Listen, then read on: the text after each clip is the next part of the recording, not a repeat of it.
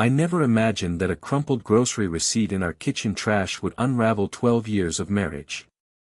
But before I explain how a simple piece of paper exposed everything, let me take you back to where this nightmare began. 3 months ago, my life seemed perfect.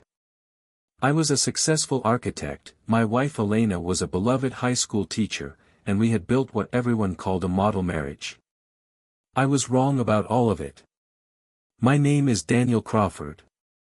I'm 37 years old, and until recently, I considered myself the luckiest man alive. Elena and I met in college, married at 25, and spent 12 years building a life in Portland. I worked at Riverside Architecture, designing commercial buildings and residential complexes. Elena taught Spanish at Lincoln High School, where students adored her. Our routine was comfortable, predictable. I left for the office at 7:30 each morning. Elena left at 7:15 for her earlier school schedule. We had dinner together most nights. Friday was date night, usually a movie or dinner at our favorite Thai restaurant on Morrison Street. Saturdays, we'd hit the farmer's market, buy fresh flowers, and cook together. Sundays were for hiking in Forest Park or relaxing with books on our back porch. We owned a modest but beautiful craftsman house in the Hawthorne district. 2 bedrooms, hardwood floors, a garden where Elena grew tomatoes and herbs. Our mortgage was manageable. We had savings. We talked about starting a family next year, once Elena turned 35 and felt ready to take maternity leave. I trusted her completely. That was my first mistake. The changes started small, so subtle I barely registered them at first. Looking back, the signs were everywhere, screaming at me, but I was too blind to see them. It began around late November. Elena started staying after school more frequently. She mentioned a new committee she'd joined, something about curriculum redesign for the language department. 1 or 2 late evenings a week became 3, then 4. When I asked about it, she'd sigh and explain how demanding the project was, how the district was pushing for changes, how she couldn't let her colleagues down. Then came the phone behavior. Elena had always been casual about her phone, leaving it face up on the counter, letting me use it if mine was charging. Suddenly, it was always face down. Password changed. When I noticed and commented lightly, she laughed and said her students had been pranking each other by stealing unlocked phones, so the principal recommended everyone use biometric locks. It made sense. I believed her. Her appearance shifted too. Elena had always been naturally beautiful, minimal makeup, comfortable clothes. But in December, she bought new workout clothes, expensive ones from Lululemon. She joined a yoga studio near her school, attending classes 4 mornings a week before work. She started wearing more makeup, subtly at first, then more noticeably. Her hair, usually pulled back in a simple ponytail, was now styled with loose waves. She bought new perfume, something expensive and musky that replaced her usual light floral scent. When I complimented her, told her she looked beautiful, she'd smile but deflect. Just trying to take better care of myself, she'd say. We're not getting any younger. The intimacy between us faded. We'd always had a healthy, affectionate relationship, but by January, she seemed distant. Tired. She'd come home from her late committee meetings exhausted, go straight to shower, then collapse into bed. When I tried to initiate anything, she'd apologize, blame stress, promise things would get better once the curriculum project finished. I told myself it was temporary. Every marriage had phases. She was stressed with work. I was stressed with a major project at the firm. We'd reconnect soon. But deep in my gut, something whispered that I was lying to myself. The first real crack in my denial came on a Tuesday evening in mid-January. I'd come home early, around 5:30, hoping to surprise Elena with dinner. She wasn't home. Her car was gone. I checked my phone and saw a text from 2 hours earlier saying she had a committee meeting and would be home by 7. I ordered takeout and waited. When she arrived at 7:15, she seemed flustered. Her cheeks were flushed, her hair slightly disheveled. She kissed my cheek quickly and headed straight to the bathroom. I heard the shower running within minutes. When she emerged, I asked how the meeting went. She launched into details about curriculum standards, textbook options, district budget constraints. It all sounded rehearsed, too detailed, like she'd prepared the story in advance. I let it go. But the doubt had planted itself. 2 weeks later, I was working from home, fighting off a cold. Elena left for school as usual. Around 10 in the morning, I went to the kitchen to make tea and noticed the trash can was overflowing. I pulled out the bag to take it outside, and a receipt fluttered onto the floor. I picked it up. It was from a Whole Foods in Beaverton, a neighborhood across town, nowhere near her school or our house. The date was the previous evening. The time stamp read 6:47 p.m., right when she'd texted me about being at her committee meeting. The items were odd. 2 bottles of wine, expensive Pinot Noir. A selection of fancy cheeses, prosciutto, crackers, dark chocolate. Total came to $93. We didn't drink expensive wine on weeknights. We hadn't had guests over in weeks. And Elena was supposedly at a school meeting until 7:15 the night before, yet this receipt showed her shopping in Beaverton nearly 30 minutes away at 6:47. My hand started shaking. I sat down at the kitchen table, staring at that receipt. There had to be an explanation. Maybe she'd stopped to buy something for a colleague. Maybe the date was wrong. Maybe. I pulled out my laptop and logged into our shared credit card account. I scrolled through January transactions. There it was, Whole Foods Beaverton, $93. But there were others too. Multiple charges from restaurants I didn't recognize, all in Beaverton. Coffee shops, a wine bar, a boutique hotel. The hotel charge was from 2 weeks ago. $168 at the Heathman Lodge. I felt like I'd been punched in the stomach. My vision blurred. I ran to the bathroom and vomited. When I could think clearly again, I went back to the computer. I pulled up the credit card statement and started documenting every suspicious charge. Over the past 3 months, there were dozens. Small amounts mostly, easy to overlook individually, but together they painted a picture I couldn't ignore. Coffee at a Beaverton Starbucks every Tuesday and Thursday morning at 6:15 a.m., before school started. Lunch at a Vietnamese restaurant on Wednesdays. The hotel charge. Multiple wine purchases. Elena's salary was deposited into our joint account. She had a separate credit card for personal expenses that I never monitored because I trusted her. But these charges were on our shared card, the one we used for household expenses. She hadn't even tried to hide them, probably assuming I wouldn't check. Or maybe she wanted me to find out. I spent the rest of that day spiraling. I couldn't eat. I couldn't focus.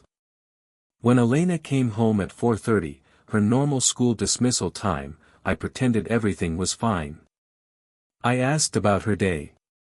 She talked about a student who'd aced a test, a funny staff meeting incident. She seemed normal, happy even. That night, after she fell asleep, I lay awake staring at the ceiling. I had to know the truth. But how? The next morning, I called in sick to work.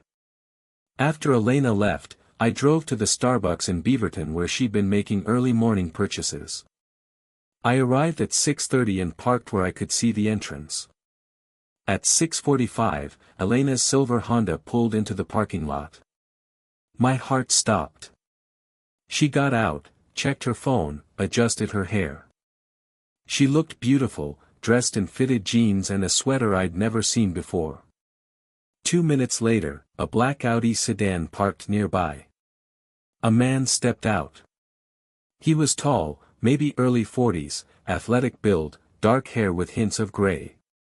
Handsome in that effortless way some men are. He wore business casual clothes, expensive looking. Elena's face lit up when she saw him. She walked over, and he pulled her into a hug that lasted too long. His hand rested on her lower back. They stood there talking, laughing, completely comfortable with each other. Then they walked into the Starbucks together. I sat frozen in my car. Part of me wanted to burst in there and confront them. Part of me wanted to drive away and pretend I'd never seen anything. But I did neither. I waited. They came out 15 minutes later, each holding coffee cups, still talking animatedly. He walked her to her car, said something that made her laugh, then kissed her. Not a friendly peck. A real kiss, intimate and familiar. She drove away toward her school. He got into his Audi and headed the opposite direction. I followed him. I'm not sure why I did it. Shock, maybe, or the need to understand who had destroyed my marriage. He drove for 20 minutes, eventually pulling into a business park in Hillsborough. I watched him enter a modern office building. The sign out front read, Cascade Tech Solutions. I sat in my car for an hour, numb. Then I drove home, crawled into bed, and stared at the wall.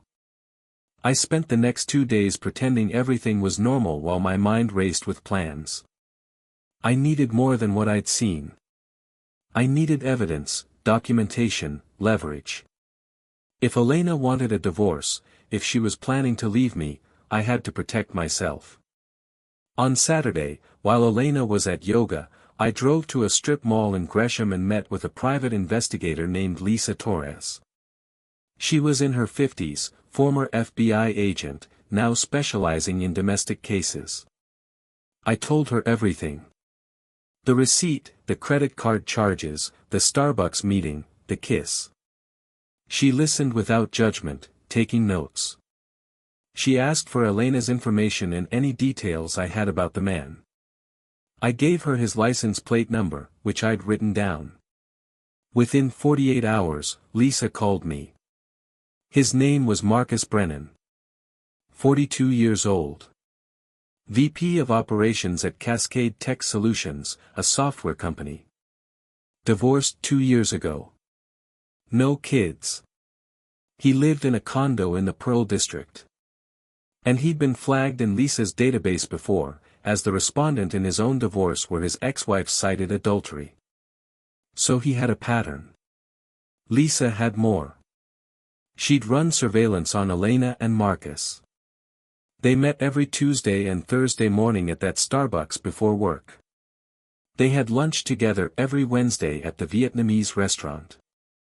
And on Tuesday evenings, when Elena claimed to have committee meetings, she actually drove to Marcus's condo and stayed for 2 to 3 hours. The affair had been going on for at least 4 months, possibly longer.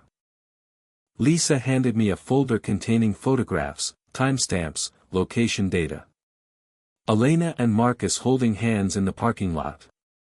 Elena entering his building. Marcus kissing her goodbye in his car. I also hired a lawyer. His name was Richard Park, and he specialized in high-conflict divorces. I showed him everything. Richard was direct. In Oregon, we had no-fault divorce, meaning adultery didn't directly impact asset division. But it could influence things like spousal support and credibility in court. More importantly, I needed to protect my finances. He asked about our assets. We owned the house, worth about $600,000 with $400,000 in equity. I had a 401k with $220,000. Elena had a smaller pension through the school district.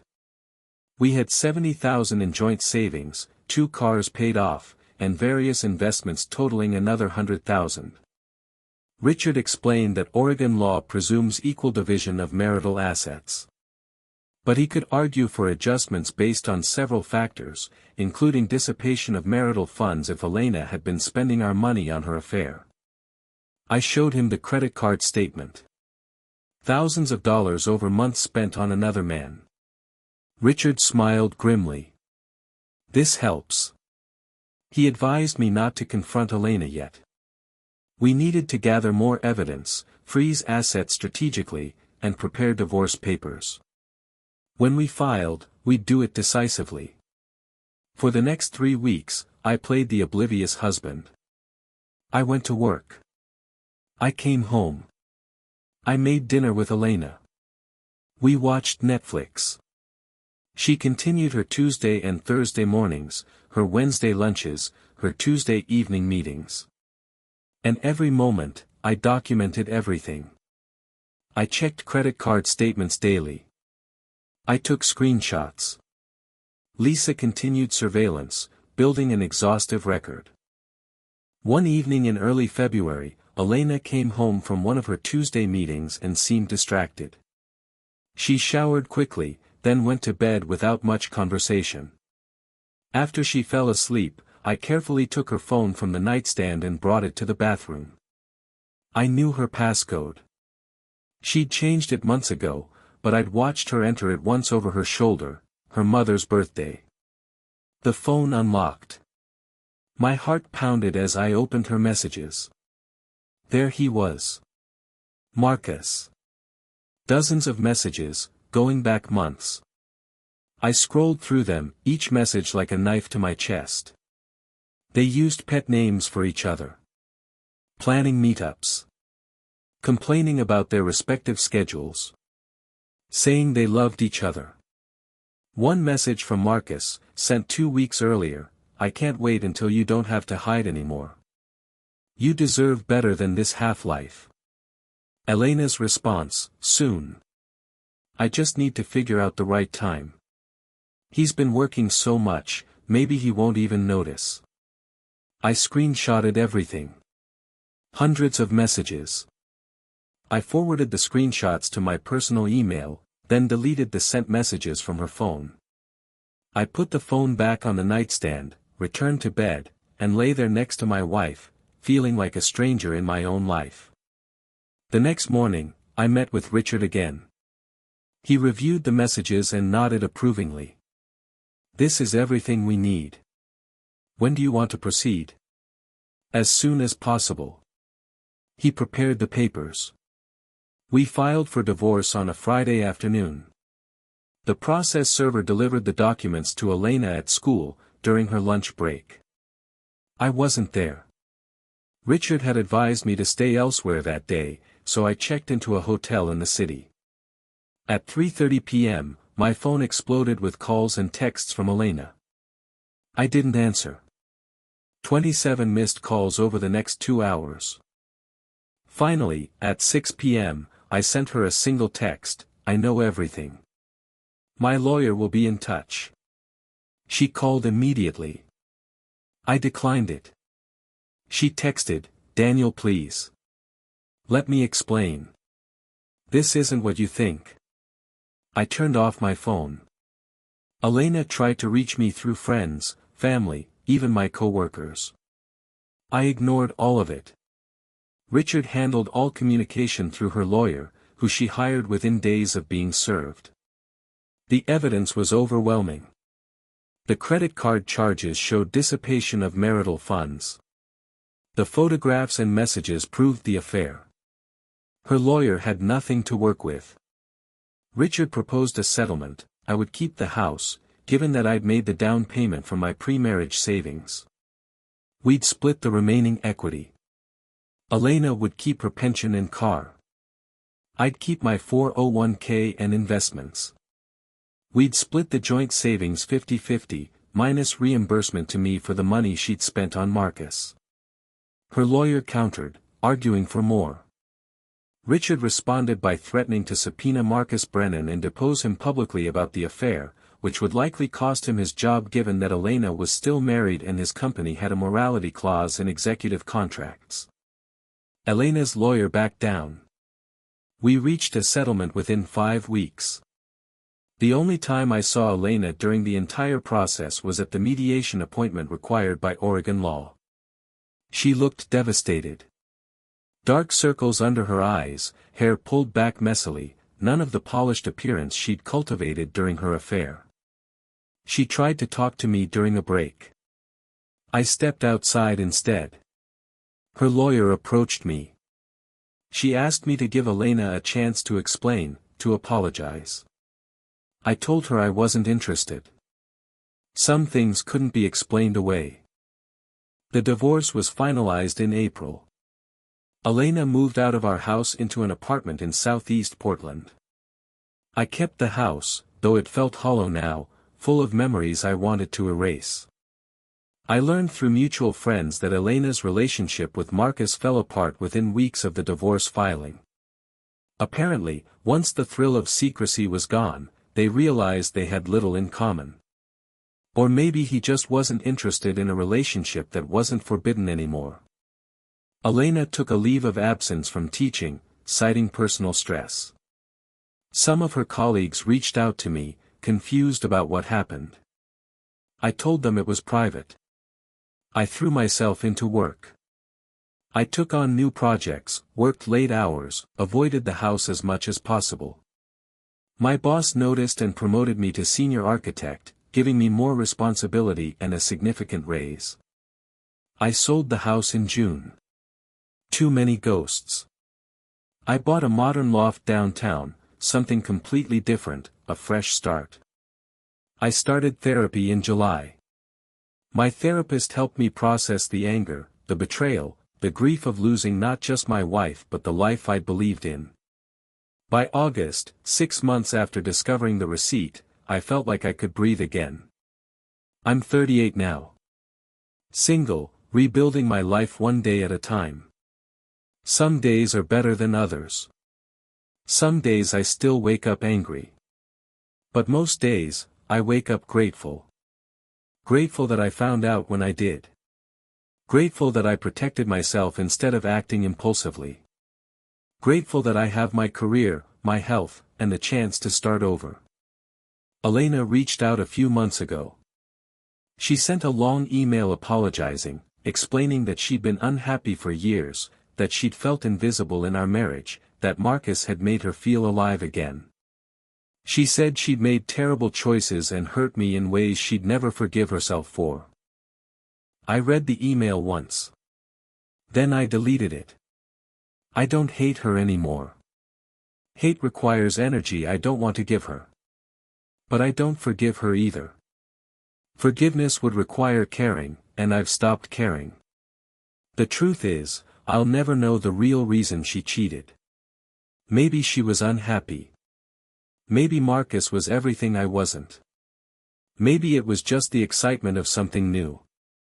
In the end, the reason doesn't matter. What matters is that she made a choice, day after day for months, to lie to me, to betray me, to plan a future that destroyed mine. I made a choice too. To be smart. To gather evidence. To protect myself. To walk away with my dignity. People ask me if I'd ever trust anyone again, if I'd ever remarry. I don't know. Right now, I'm focused on myself, on healing, on building a life I'm proud of. But I'll tell you this, I'll never ignore red flags again. I'll never assume someone's loyalty just because I've given them mine. And I'll never let my guard down so completely that I'm blindsided by betrayal. Trust, I've learned, isn't something you give freely. It's something earned, proven over time, and fragile as glass. A grocery receipt changed my life. Such a small thing, a piece of paper most people would throw away without a second glance. But it opened my eyes to a reality I'd been refusing to see. And while the truth destroyed my marriage, it also saved me from wasting more years on a lie. So I'll ask you, the person reading this story, if you found that receipt, if you saw those charges, if you noticed those changes in your partner, would you investigate? Or would you look away, choosing comfort over truth? Because sometimes the hardest thing isn't discovering betrayal. It's deciding what to do once you know. Do you confront immediately and risk losing control of the situation? Or do you stay silent, gather evidence, and protect yourself strategically? I chose strategy. I chose patience. I chose self-preservation. And because of that choice, I'm standing here today, broken but not destroyed, hurt but healing, alone but free. The receipt sits in a folder in my desk drawer. I keep it as a reminder. Not of the betrayal, but of the moment I chose to save myself. And that, in the end, is the only victory that matters.